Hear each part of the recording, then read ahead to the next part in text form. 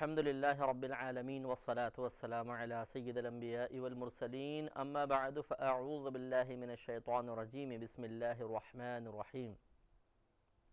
سورۃ الصف کی 9ویں آیت تک ہم پہنچے تھے، جس میں اللہ تبارک و تعالی نے ارشاد فرمایا کہ هو الذی ارسل رسولہ بالہدی، کہ وہ وہی ذات ہے جس نے بھیجا اپنے رسول کو ہدایت کے ساتھ، ودین الحق، اور سچے دین کے ساتھ، لیظہرہ علی الدین کلہ، تاکہ وہ اس دین کو سب ادیان پر غالب کر دے، ولو کرہ المشرکون، اگرچہ مشرک برا محسوس کریں۔ تو یہ اس پہ تھوڑا سا کلام ہم پہلے بھی کر چکے تھے کہ اللہ تبارک و تعالی نے دین اسلام کو نبی کریم صلی اللہ علیہ وسلم کے ذریعے تمام ادیان پر غالب کرنے کا ارادہ فرما لیا، اور ارادہ اللہ تبارک و تعالی کی صفت ہے، اور اس صفات ذاتیہ میں سے ہے، اور ہر اللہ تعالیٰ کی صفت اس کی ذات کی مثل ازلی ہے۔ جیسے اللہ تعالیٰ ہمیشہ سے ہے، جس کو ازلی بھی کہتے ہیں، اسی طرح اللہ کی تمام صفات بھی ازلی ہیں، یعنی ہمیشہ سے اللہ تعالیٰ کی ذات کے ساتھ ہیں۔ معاذ اللہ ایسا نہیں ہے کہ پہلے اللہ تعالیٰ کی ذات تھی، صفات نہیں تھیں، بعد میں اس کی صفات معرض وجود میں آئیں، لہٰذا ارادہ بھی اللہ تعالیٰ کی چونکہ صفت ہے تو یہ ازلی ہوئی، ہمیشہ سے ہے، تو اس کا مطلب یہ ہوا کہ اللہ تبارک و تعالی نے تو ازل سے ہی ارادہ فرما لیا تھا کہ اسلام تمام ادیان پر غالب آئے گا، اور جب اللہ تبارک و تعالی کسی ارادے کا کوئی ارادہ فرما لیتا ہے تو پھر اس کے بعد وہ ارادہ ضرور پورا ہوتا ہے، اس کے ارادے کے راہ میں کوئی رکاوٹ نہیں بن سکتا۔ اس سے معلوم ہوا کہ مذہب اسلام ضرور غالب آئے گا، لہٰذا اس کا ایک عارضی غلبہ آپ نے سابقہ ادوار میں دیکھا کہ جب نبی کریم صلی اللہ علیہ وسلم کے زمان اقدس میں تیزی سے فتوحات کا سلسلہ شروع ہوا، اور پھر عمر فاروق رضی اللہ تعالی عنہ کے زمانے میں تو بہت ہی زیادہ ہوا، اور اگر اس کا حقیقی طور پہ ظہور آپ دیکھنا چاہیں کہ جب کلی طور پہ مذہب اسلام غالب آئے گا، وہ حضرت عیسیٰ علیہ السلام کا دور ہوگا، کہ جس میں زمین پر، روئے زمین پر کوئی ایک بھی کافر باقی نہیں رہے گا، سب کے سب مسلمان ہوں گے، اہل ایمان ہوں گے، اسلام کو ماننے والے ہوں گے۔ پھر جب عیسیٰ علیہ السلام کی اور حضرت امام مہدی رضی اللہ تعالی عنہ کی حیات کا سلسلہ منقطع ہوگا، آپ وصال فرمائیں گے، اس کے بعد پھر بگاڑ پیدا ہوگا، اور پھر آہستہ آہستہ مطلب لوگ کفر کی طرف مائل ہوں گے، وہ ایک الگ بات ہے۔ تو اس کا مطلب یہ ہوا کہ اللہ تبارک و تعالی نے دین اسلام کو غالب کرنے کا ارادہ فرمایا، لیکن یہ ہمارا ذہن ہے، ہمارا خیال ہے کہ وہ وقت کا غلبہ، ہمیں اس کے غلبے کے لیے کوشش کرتے رہنا چاہیے، تاکہ اللہ تبارک و تعالی کے ارادے کے موافق ہماری کوشش ہو جائے تو ہمیں بھی اللہ تعالیٰ کی بارگاہ سے انعامات کا تحفہ حاصل ہو۔ آگے ارشاد فرمایا، یا ایہا الذین آمنوا، اے ایمان والو، هل ادلکم علی تجارت، کیا میں تمہاری رہنمائی کروں ایک ایسی تجارت کی طرف، تنجیکم من عذاب علیم، جو تمہیں ایک دردناک عذاب سے بچا لے۔ یہ کتنی پیاری اور نفیس بات ہے، آپ دیکھیے کہ اللہ تبارک و تعالی اپنے مومن بندوں سے ارشاد فرما رہا ہے کہ کیا میں تمہیں ایک ایسی تجارت کی طرف رہنمائی نہ کر دوں جو تمہیں عذاب علیم سے بچا لے۔ اور اس کے بعد اللہ تعالی نے چند اعمال کا تذکرہ فرمایا، اس سے معلوم ہوا کہ یہ اصل میں روحانی تجارت ہے، دینی تجارت ہے، جس میں کوئی ایسا ساز و سامان کی خرید و فروخت کا مسئلہ نہیں بیان کیا جا رہا، بلکہ اللہ تبارک و تعالی نے نیک اعمال کے ارتکاب اور اس کے بدلے میں حاصل ہونے والے اخروی انعامات، اس مجموعے کو تجارت سے تعبیر فرمایا کہ جیسے انسان اپنا کوئی مال بیچتا ہے تو اس پر اس کو نفع حاصل ہوتا ہے، اسی طریقے سے اگر مومن چند اعمال اختیار کرے تو بطور نفع عذاب علیم سے نجات اور اخروی درجات اور جنت کے محلات اس کا مقدر بنیں گے، یہ گویا کہ اس تجارت کا نفع ہوگا۔ کتاب انزلناہ الیک مبارک لیدبروا آیاتہ ولیتذکر اولو الالباب۔ لہذا آگے ارشاد فرمایا کہ تؤمنون باللہ، تم اللہ تبارک و تعالی پر ایمان لاؤ۔ تو خطاب بھی اہل ایمان سے تھا، یا ایہا الذین آمنو، اے ایمان والو، اور آگے فرمایا کہ تؤمنون باللہ، تم اللہ تعالیٰ پر ایمان لاؤ۔ تو اس کو اصطلاح میں کہتے ہیں تحصیل حاصل، کہ جو چیز پہلے ہی حاصل ہو اسے حاصل کرنے کی کوشش کرنا، اور یہ تحصیل حاصل محال ہوتا ہے۔ لیکن یہاں پر مسئلہ یہ ہے کہ تحصیل حاصل یعنی کوئی شے پہلے سے ہی حاصل ہو پھر اس کو حاصل کرنا، جیسے مثال کے طور پہ میں ایک انسان ہوں، میں بولوں میں انسان بننے کی انسانیت حاصل کرنے کی کوشش کر رہا ہوں، انسان بننے کی کوشش کر رہا ہوں، تو یہ غلط ہوگا، اس لیے کہ انسان ہونا تو مجھے پہلے ہی حاصل ہے۔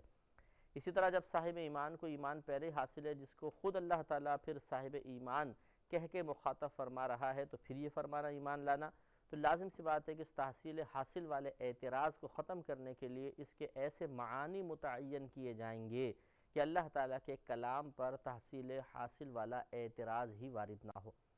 اور وہ یہ ہے کہ یہاں پر ایمان لانے سے مراد ایمان پر استقامت ہے، کہ اے ایمان والو تؤمنون باللہ، تم اللہ تعالیٰ پر جو ایمان لا چکے ہو اس پہ استقامت حاصل کرو۔ تو ارشاد فرمایا کہ تؤمنون باللہ ورسولہ، تم ایمان لاؤ اللہ تعالیٰ اور اس کے رسول پر، یعنی جو ایمان لا چکے ہو اس پہ ثابت قدم رہو، اس کو مضبوطی سے تھام کر رہو، کبھی بھی چھوڑنا نہیں۔ وَتُجَاهِدُونَ فِي سَبِيلِ اللَّهِ بِأَمْوَالِكُمْ وَأَنفُسِكُمْ، اور تم جہاد کرو اللہ تعالیٰ کے راستے میں اپنے مالوں اور اپنی جانوں کے ساتھ، جہاد کا حکم ہے۔ ذَلِكُمْ خَيْرٌ لَكُمْ إِن كُنتُمْ تَعْلَمُونَ، یہ بہتر ہے تمہارے لیے اگر تم جانتے ہو، اگر تمہیں معلوم ہو تو یہ تمہارے حق میں بہتر ہے۔ تو یہاں ایک تو یہ کہ اللہ تعالیٰ اور اس کے رسول پر ایمان پر استقامت کا مفہوم ذہن میں رکھ لیجئے کہ جو کچھ نبی کریم صلی اللہ علیہ وسلم اللہ تعالیٰ کی طرف سے لے کر آئے، اسے دل سے حق اور سچ سمجھنے کا نام ایمان ہوتا ہے۔ تو حقیقتاً ایمان ایک قلبی کیفیت اور ایک قلبی تصدیق کا نام ہے، لیکن امام اعظم ابو حنیفہ رضی اللہ تعالیٰ عنہ کے نزدیک اس کے لیے اقرار باللسان بھی ضروری ہے، شرط ہے، تب ایمان قبول کیا جائے گا۔ تو اگر کوئی زبان سے اقرار بھی کر لے تو وہ بالکل مومن ہے۔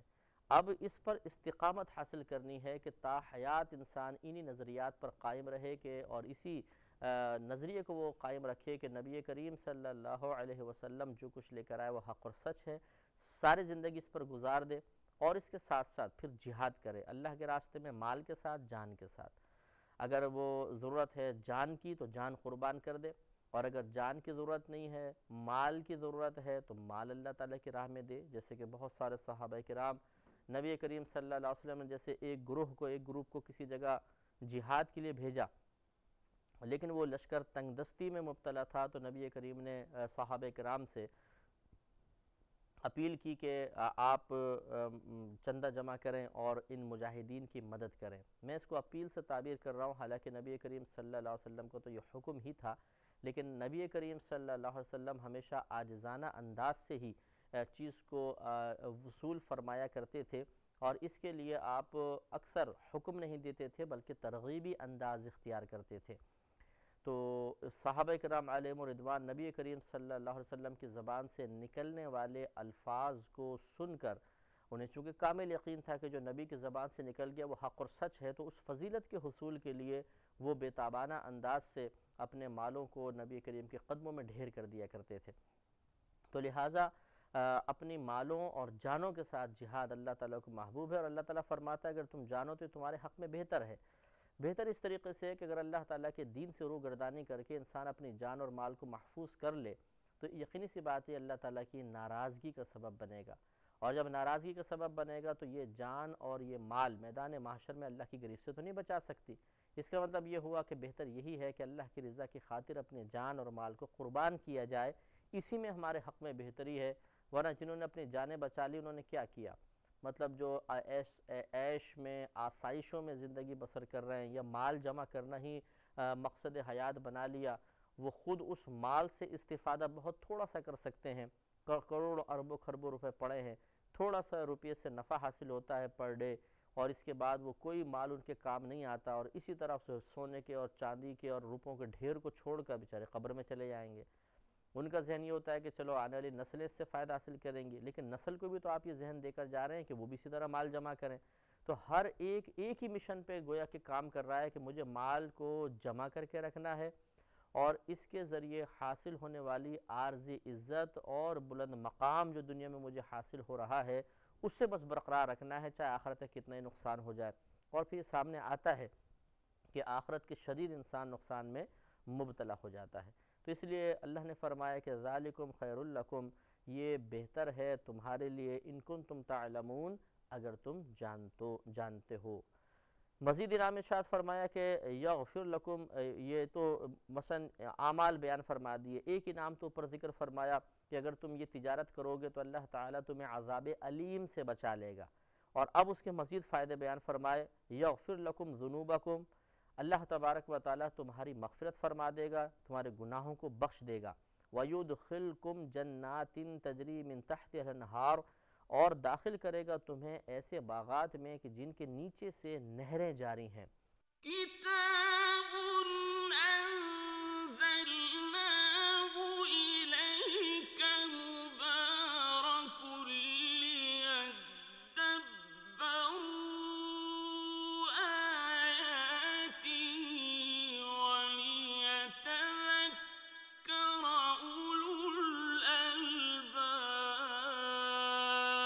یہ پہلے آپ کو بتایا تھا کہ یا تو ایسا ہوگا کہ زیر زمین نہریں جاری ہوں گی، جنت میں ہوگا انسان اس جنتی زمین کے نیچے نہریں جاری ہوں گی، یا ایسا ہوگا کہ وہ زمین بالکل صاف شفاف ہوگی، بالکل شیشے کی مثل، اور نیچے سے جاری نہریں نظر آئیں گی، تو یہ ایک عجیب غریبی منظر ہوگا۔ اور یا مراد یہ ہوگا کہ جیسے نہر کے کنارے پہ اونچے اونچے تخت لگا کے آدمی بیٹھ جائے تو بولتا ہے ہمارے نیچے سے نہریں جاری ہیں، یہ اس قسم کے مناظر ہوں گے۔ بہرحال نہریں جنتی کے نیچے سے جاری ہوں گی، اس کی کوئی بھی حقیقت ہو سکتی ہے۔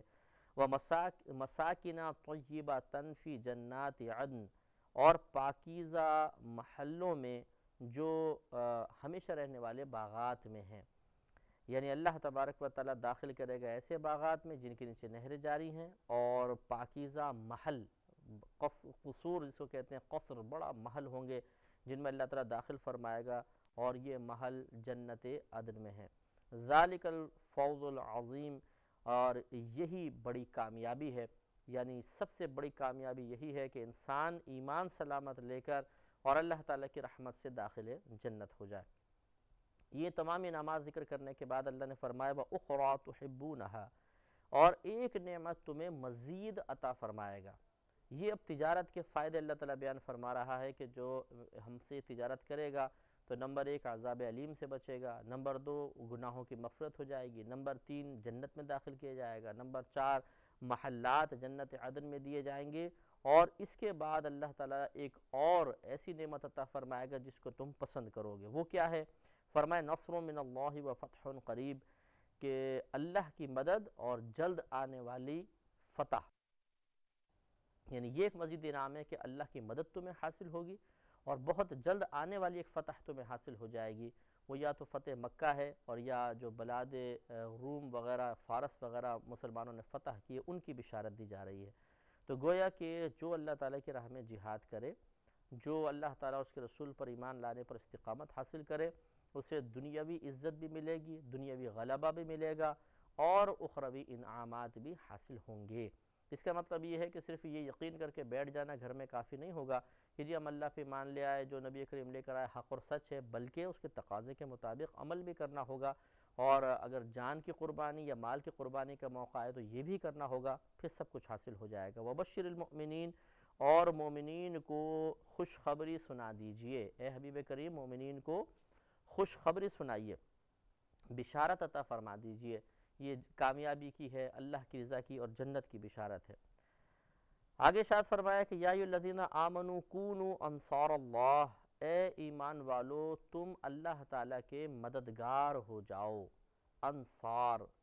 یہ مددگار کے معنی میں آتا ہے اللہ کے مددگار ہو جاؤ، مراد یہ ہے کہ اللہ کے دین کے مددگار ہو جاؤ۔ کما قال عیسی بن مریم، جیسا کہ عیسیٰ بن مریم نے فرمایا تھا للحواریین، اپنے حواریوں سے۔ یہ حواری جو تھے حضرت عیسیٰ علیہ السلام کے جو ساتھی تھے، 12 تقریباً ساتھی تھے جو آپ پہ کامل ایمان لے کر آئے تھے اور ہر طرح کی قربانی انہوں نے پیش کی تھی، انہیں حواری کہا جاتا ہے۔ اور نبی کریم صلی اللہ علیہ وسلم کے جو قریب صحابہ رہے، ساتھی رہے، انہیں صحابی کہا جاتا ہے۔ تو اللہ تعالیٰ فرماتا ہے کہ کما قول عیسیٰ بن مریم، جیسا کہ فرمایا تھا عیسیٰ بن مریم نے للحواریین، اپنے حواریوں سے، من انصاری اللہ، کون ہے جو اللہ کی طرف ہو کر میری مدد کرے۔ اب یہ دیکھیں کہ نبی مدد طلب کر رہے ہیں کہ کون ہے جو میری مدد کرے اللہ کی طرف ہو کر، یعنی اللہ کی رضا کی خاطر میری مدد کرے۔ سوال یہ پیدا ہوتا ہے کہ کیا عیسیٰ علیہ السلام کو اللہ تعالیٰ کی طرف سے مدد کا یقین نہیں تھا،